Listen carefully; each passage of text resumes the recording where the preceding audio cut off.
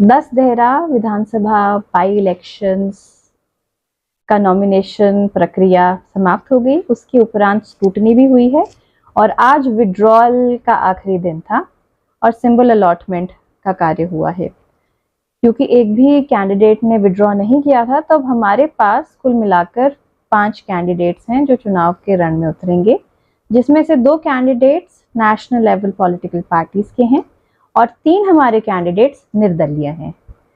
ध्यान देने वाली बात यह है कि इस समय देहरा के उपचुनाव में 2 महिला उम्मीदवार हैं और 3 पुरुष उम्मीदवार हैं। तो कल दोपहर बाद तक हमारे पास बैलेट पेपर्स भी तैयार हो जाएंगे और उसके उपरांत हम बाकी प्रोसेस शुरू करेंगे। बेसिक इन्फॉर्मेशन देहरा के बारे में यही रहेगी कि हमारे पास 84,694 वोटर्स हैं, जिनमें से 42,108 मेल वोटर्स हैं और 42,586 फीमेल वोटर्स हैं। देहरा के इन उपचुनाव में हम 2 विमेन पोलिंग स्टेशन बनाएंगे और 2 ही मॉडल पोलिंग स्टेशन बनाएंगे। हमारा strong room counting hall government degree college Dhaliara में रहेगा और चुनाव की तारीख 10 जुलाई है। काउंटिंग 13 जुलाई को होना है, लेकिन 10 जुलाई से पहले हमारी प्रक्रिया रहेगी होम वोटिंग, जो हम अपने 85+ और PWD करवाएंगे। तो कुल मिला के हमारे पास 970 फॉर्म्स आए थे, जिसमें से हमारे पास वैलिड 890 पाए गए हैं। तो 890 मतदाताओं को डोर टू डोर जाकर वोटिंग का प्रोसेस शुरू किया जाएगा और वो 29 जून उपरांत होगा और लगभग 4 या 5 तारीख तक लगातार चलेगा। इसका शेड्यूल जो है हम अपने पंचायती राज रिप्रेजेंटेटिव्स, BDOs, तहसीलदार्स और साथ में कैंडिडेट्स के साथ भी साझा करेंगे। जब चुनाव होते हैं तो उसमें खर्चा भी होता है, चाहे वो पार्टी करे चाहे वो कैंडिडेट करे। तो चुनाव आयोग की जो डायरेक्शंस हैं, गाइडलाइंस है, उसमें खर्चे की लिमिट तय की गई है। 40 लाख के ऊपर कोई भी कैंडिडेट खर्चा नहीं कर सकता है।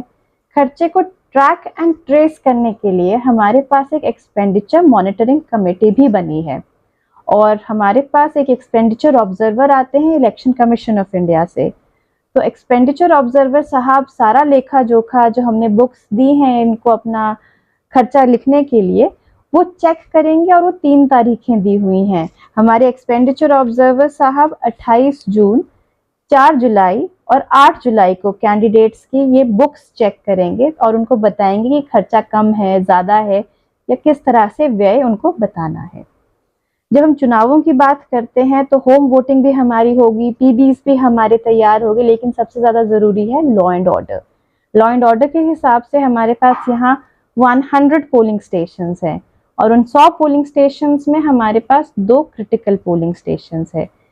नॉर्मली पोलिंग स्टेशंस पर हमारे 2 पुलिस वाले तैनात किए जाते हैं, लेकिन क्रिटिकल पोलिंग स्टेशन पे हमारे 5 पुलिस ऑफिसर्स तैनात किए जाते हैं। जब हम इलेक्शन के टाइम फ्लाइंग स्क्वाड्स रखते हैं, स्टैटिक सर्वेलेंस टीम्स रखते हैं जो मॉनिटर करती है कि खर्चा कैसे हो रहा है। उसके अलावा हमारे पास सेंट्रल पैरामिलिट्री फोर्सेस की 3 कंपनीज भी आई हैं और पुलिस के द्वारा 4 नाके तो देहरा कॉन्स्टिट्यूएंसी में लगे ही हैं। उसके उपरांत जो हमारा बॉर्डर एरिया है जसवां परागपुर कॉन्स्टिट्यूएंसी में, वहां पर भी नाके लगाए जाएंगे और जो हमारे बॉटलिंग प्लांट्स है उधर भी हमारे ऑफिसर्स बैठ के देख रहे हैं कि किस तरह से वहां से आगे लिकर मूव हो रही है। तो देहरा के लिए फिलहाल इतना ही है हमारी तरफ से और मैं सबसे एक बार पुनः रिक्वेस्ट भी करूंगी कि 10 जुलाई को देहरा के इलेक्शन में लोग बढ़ चढ़कर हिस्सा लें और जो हमारे इलेक्टर्स हैं वो वोट डालने जरूर आए।